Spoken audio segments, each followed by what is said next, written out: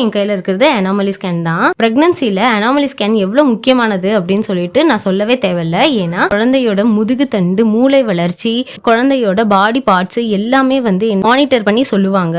First வந்து last period date கொடுத்துருக்காங்க. எனக்கு வந்து 9/8/25. இந்த லாஸ்ட் பீரியட் டேட் படி எனக்கு வந்து 21 வீக்ஸ் 3 days ஆகணும். ஆனா ஸ்கேன் படி எனக்கு வந்து குழந்தையோட வளர்ச்சி எப்படி இருக்கு அப்படின்னா 22 வீக்ஸ் 5 days ஆகுது. டெலிவரி எக்ஸ்பெக்டட் டேட் வந்து என்ன சொல்லியிருக்காங்கன்னா 16/5/2026. அடுத்து வந்து குழந்தையோட இதய துடிப்பு வந்து 136 பீட்ஸ் இருக்கு அப்படின்னு சொல்லியிருக்காங்க. அப்புறம் வந்து இந்த சைடு பார்த்தோம்னா குழந்தையோட நீக்கோட நீர் வந்து நார்மலா தான் இருக்கு அப்படின்னு சொல்லியிருக்காங்க. பிளசன்ட் வந்து ஆன்டீரியர் கொடுத்துருக்காங்க.